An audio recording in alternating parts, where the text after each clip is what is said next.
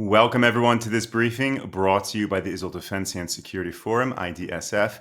It is a great pleasure to welcome back to the briefing Noah Lazimi. Noah, thank you so much for coming back. It's great to be back. Thank you. Noah, you have an expertise in analyzing what is happening here in the Middle East, and certainly so when it comes to Yemen and Turkey. And those two states have been so much in the news right now. We thought it was critical to get you back on to share your thoughts. Of course, the Houthis out of Yemen continue to send missiles to Israel, one of which came very close to Ben Gurion Airport. Israel responded with an attack in Yemen, and then President Trump announces a truce with the Houthis. There is so much to unpack here. So let's start with that. What can you share with us? What are your thoughts on what's happening right now with the Houthis? Yeah, to be honest, I think the announcement of a truce is quite a bombshell. And it comes at an awfully bad timing for Israel following the Houthi strike on Ben Gurion Airport and the Israeli response. Targeting Nadbag is essentially crossing another red line. We're talking about a national asset. You could call it a symbol of Israeli sovereignty. So, in my view, Trump's decision is a grave mistake. He argues that the Houthis agreed to stop attacking commercial ships in the Red Sea, but that doesn't include Israel. And it's like creating this artificial separation when the aggression comes from the same origin. It comes from the same source. So it appears to me it may also be an act of good faith towards Iran, kind of a gesture as part of the nuclear talks. But in any case, this move could have dangerous repercussions, not only on Israel, by the way. It could prove a waste of all the American resources in the Yemeni arena. And we know that a lot of resources have been invested there. So, I had certainly some degree of optimism that the American bombings are going to bolster local forces and that help advance this more coordinated efforts against the Houthis, especially now with the preparations for a ground assault by Yemeni forces. So it can seriously hamper this battle, and I think that it's definitely bad news for Israel, both for Israel and for Yemen, and we'll have to see how things play out. Noah, let's go to another area of your expertise, Turkey. We know, of course, in recent months, the Turkey-Israel relationship has not been good, but now it's headed to even worse territory because there is this flotilla originating in Turkey to head to Israel to try to break the naval blockade on Gaza. And just to put it into perspective, this flotilla, although maybe it's going to be manned by civilians, well, when civilians try to access a military zone,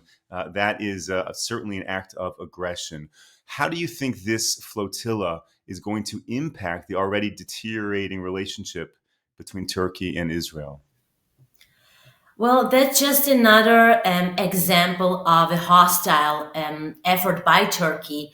And we've seen plenty, right? And by the way, this flotilla, it was organized, I think, even a year ago, and it was delayed due to technical issues. And recently, there has been an attempt to send this so-called humanitarian aid flotilla to the shores of Gaza. But again, the initiative was kind of hampered because we know that it was hit by drone, and so a part of the ship was damaged, and now they're trying to repair the ship in order to in order to have it sail to Gaza as originally planned. But since October 7, this Turkey has hardened its stance toward Israel in so many ways, including cutting off trade relations in solidarity with Hamas. Now, even for Turkey, it's an exceptional move in the negative sense. Over the years, trade relations relatively between Israel and Turkey relatively continued uninterrupted, even during times of crisis. And we even survived the Marmara incident in 2010. But since the war broke, Erdogan has made very harsh, even anti-Semitic statements against Israel on several occasions. And slandering is very common. Slandering Israel is very common in Turkish media. Now, he threatened, for example, that just as they entered the Nagorno-Karabakh and Libya, they will do the same to Israel. But it's more importantly, I mean, Erdogan's support of Hamas, it extends rhetoric. So for a long time, Turkey has served as a central hub for Hamas activities abroad, and it provided Hamas leadership, it provided them with a shelter. So now its comprehensive support also helped to grow the organization financially, and that basic also served as or facilitated the execution of the October 7 terror attack. So we have to take this also into account. Now, after the massacre, Turkey continued to strengthen its ties with Hamas, and it regards Hamas as a legitimate candidate to lead the Palestinian population. And now with the flotilla is yet another escalation. The organization that oversees this attempt is the IHH. It's designated by Israel as a terror organization, and it's the same one that was responsible for organizing the previous flotilla. All right, can we maybe zoom out a little bit and you can share with us Turkey's role in the fall of the Assad regime and really just background on the Turkish support of the Syrian rebel groups? Right. So Turkey's role in the Syrian developments has been significant, but it remains inconclusive whether Ankara orchestrated the coup. In fact, I'm not sure that Erdogan himself anticipated such swift and decisive rebel gains like we saw. But still, even if he didn't directly command Tahrir al-Sham, the organization spearheading the surprise attack, it's well known by now that Turkey has trained and armed Syrian rebel groups since the start of the Syrian civil war, in exchange for their assistance against the Kurds. Now, we have to understand that Erdogan has some key interests in Syria. So one is weakening Kurdish autonomy because he views the Kurdish autonomy as a threat to the Turkish territorial integrity. And so it doesn't matter that they can be in Syria, um, um, like a PKK affiliated groups. So there is the PKK, obviously, which is designated as a terror organization within Turkey, but there are other groups that are affiliated with the PKK, and for Erdogan, they're just the same. Another key interest is facilitating the return of millions of Syrian refugees that have fled to Turkey since the civil war. So the rebel victory that we saw basically helped Ankara achieve, or let's say advance its goals on both of these fronts. So, by the way, when the organization that Erdogan armed and trained, failed to deliver, the Turkish military stepped in directly.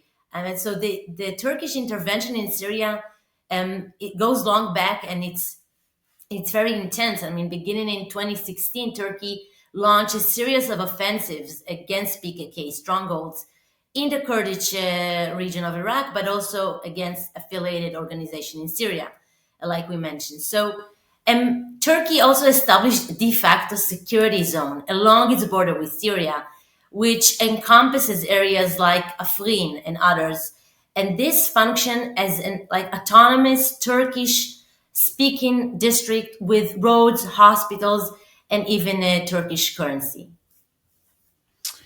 Now, what would you say the current Turkish interests are in the new Syria, be it strategic, economic, religious, and how involved, what is the scope of the operations right now of Turkey with the new regime?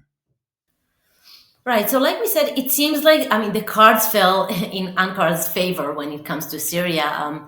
The dismantling of a Shah regime supported by Iran, Russia, Hezbollah aligns perfectly with the Turkish interests. Now, for Erdogan, it's important to understand that, unlike Russia, for example, Syria is not just like a satellite state that serves as a strategic anchor in the Middle East.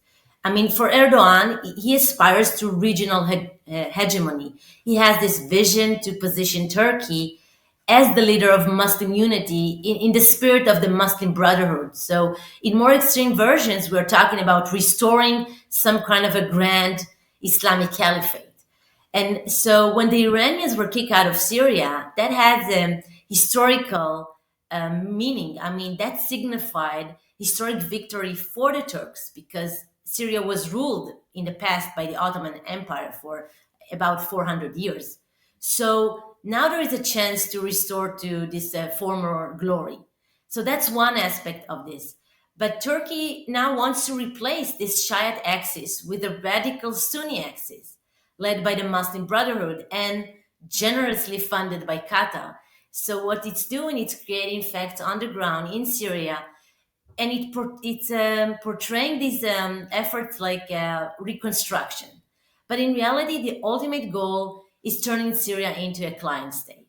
And once the country is rebuilt, Erdogan hopes to resettle the millions of refugees and that are currently hosted in Turkey, and they've caused some internal problems and social unrest. So El Jolani, the new Syrian President and Erdogan have met to discuss the establishment of military bases in Syria, the training of Syrian police and army. And there are also talks about securing airspace and defining maritime borders. And this would also allow Turkey to claim a larger share of the region's energy resources, which leads us to the economic interests that are focused on energy. So, particularly, we're talking about the potential construction of a gas pipeline that would go from Qatar and the Gulf all the way to Syria and Turkey, and from there to Europe. And that obviously competes with other projects where Israel is involved, like IMEC, the economic and transport corridor, and EastMed, another project to lay pipeline from the Eastern Mediterranean all the way to Europe, again with Israel involved, but with Turkey out of the game. So Turkey wants to make sure that it remains at the main transit country for gas, for example. So that's again another economic interest. So just this week, I was up in the north of Israel on the Syria border, and Israel absolutely has an interest there because it's very easy to stand on the border and shoot into the opposing country. There's tremendous vulnerability, and for many, many years, when Israel kind of looked at all of the strategic concerns, Gaza was a concern, Lebanon was a concern, Iran was a concern, and Syria was like this place that was kind of under control, and now everything is upside down. And I'm wondering if you can share what are Israel's interests right now in Syria and vis-a-vis Syria as well as Turkey. So, regardless of the Turkish influence in Syria, it is in the best interest of Israel to maintain aerial freedom of operation as it did when the Russians were more present, right? And it would also want to deny hostile actors, whether they're supported by the Turks or by other forces, any strategic capability that could potentially harm Israel in the future or can be used against Israel.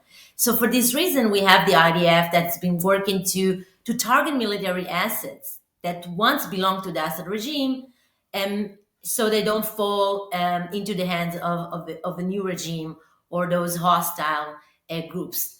So one important example is the strikes that the Israeli Air Force launched against the T4. That it's an important air base that Turkey was planning to, where Turkey planned to deploy air defense systems and even drones. So it came at a perfect timing. Obviously, it probably wasn't a coincidence. Now, since the fall of Assad, the IDF also reestablished itself, the presence in the buffer zone in southern Syria, in order to prevent terrorist activity in villages near the border that pose a threat to the security of the Golan and the Galilee communities. Now, what would you say are the top efforts to mitigate these tensions and really the prospects of success so that we don't see that when things quiet down with Gaza and hopefully soon Iran and Yemen, we don't see another front expanding in Syria? What are the chances that we can keep a quiet border? That's a really interesting question. I mean, it was reported last month that in the Israeli media that Turkish and Israeli officials had these technical talks, about setting up this communication channel between Israel and Turkey in order to minimize friction in Syria. And by the way, Azerbaijan, which is a very close friend with Turkey and an ally of Israel, served as a mediator. And now the Turks were saying that they don't want any confrontation with Israel. And interestingly enough, it came after the Israeli strikes on the T4 and surrounding area. So this may prove that the Israeli message was received. Now, by the way, also Al-Jolani also stated that he wants to normalize ties with Israel and possibly even joining the Abraham Accords. But in any case, we should take these statements with a grain of salt and look more at the actions on the ground. Because in reality, the Turks, for example, they did not allow the aircraft that carried Israeli officials to Baku to have those negotiations to enter the Turkish airspace. And the plane had to make this detour. So this is just one example of this gap between what the Turks are saying and what actually is happening in reality, in practice. Now, I believe that Israel and Turkey, they could reach some understanding as to how to handle Syria in order to avoid clashes. But it greatly depends on how far Erdogan is going to take his vision. I mean, it seems to me that his appetite is only growing, and I can hardly imagine a situation where Israel could just, sit by while Erdogan is building naval and air bases across Syria and deploying more weapons and drones and air defense systems. This is something that Israel will not be able to accept. So I can say that I'm not aware of any actual Turkish directive to jihadist groups, for example, to attack Israel in southern Syria, or I haven't seen any evidence that show that Turkey has transferred arms for this goal. However, this is not a far-fetched scenario, especially given the Turks, harsh stance against Israel. So if it continues to deteriorate, Israel must be prepared to any threat. Noah, thank you so much for answering all these questions. One more, and then you're off the hook. Looking at the Trump Erdogan relationship, the US NATO relationship vis a vis Turkey, what are the main points of contention, and how would you say they impact Israel? Right, so it's been frequently said that Erdogan and Trump, they share this strong working relationship, and they have this personal rapport. And after Trump was elected for a second term, Erdogan called him a friend and invited him over. And Trump also kind of congratulated Erdogan on Syria in his very, special manner, acknowledging that he kind of pulled it off, referring to the rebel victory. But still, there are several contentious issues that strained the ties in the past between U.S. and Turkey during Trump's first term, and I think that some of these key disputes they remain unresolved to some extent, and some of them may have impact on Israel too. So let's just look at a number of these issues. So we have the S-400, right? To begin with, the one major point of contention has been the Turkey's controversial purchase of Russia's S-400 air defense system. Now, following the delivery of the first batch, that was in 2019, the U.S. expelled Turkey from the F-35 fighter jet production program, and it canceled the sale of, I think it was 100 fighter jets to Ankara. So, from the Israeli perspective, obviously, we wouldn't want to see a U.S. change of heart on this matter, and Trump agreeing to sell F-35 to Turkey, because that obviously could undermine the Israeli qualitative and military edge in the region. Now, another example is the Gaza plan, the Gaza relocation plan. And so Erdogan dismissed this proposal as unworthy of discussion, and he also tried to use his NATO membership as leverage to pressure US into blocking the plan. But honestly, I think that the future of this plan depends mostly on Israel and whether it succeeds in defeating Hamas. And in my understanding, if Israel fails to do so, that would be a much greater obstacle than any Turkish objection. Does Israel have Trump's back in Syria? Right, so Syria is slightly more complicated in terms of the American interests. So for nearly a decade, the US has supported this SDF, the Syrian Democratic Forces, which is a coalition led by the YPG. Now, the YPG is an offshoot of Ankara's biggest enemy, the PKK. But for the United States, it was the American ally in Syria in the fight against ISIS. Now, when Turkey in 2019, when it prepared for an invasion of Syria, so Trump initially refrained from intervention and he ordered the withdrawal of US troops. He wanted to have all those back to the US and leave Syria empty of American military presence. But then under a lot of pressure, he kind of reversed course. But still, after the invasion, even the administration even imposed some sanctions on Turkey. But today, the situation is completely different. I mean, Trump appears far less hesitant on the matter. It was reported that the Pentagon was drafting plans for a complete withdrawal. And according to media, to the media, it seems like the process is currently underway. So for Israel, this development is quite concerning because an American pullout would facilitate the expansion of pro-Turkish Islamist forces or other hostile actors in neighboring Jordan, and which is a country that's already threatened by the Iranian ambitions to destabilize the regime and maybe even launch attacks on Israel from the east bank of the Jordan River.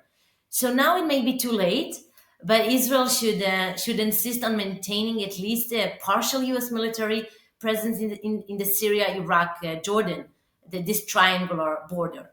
But eventually, as much as what I mentioned is important, eventually Israel doesn't rely on the American forces in Syria for its security.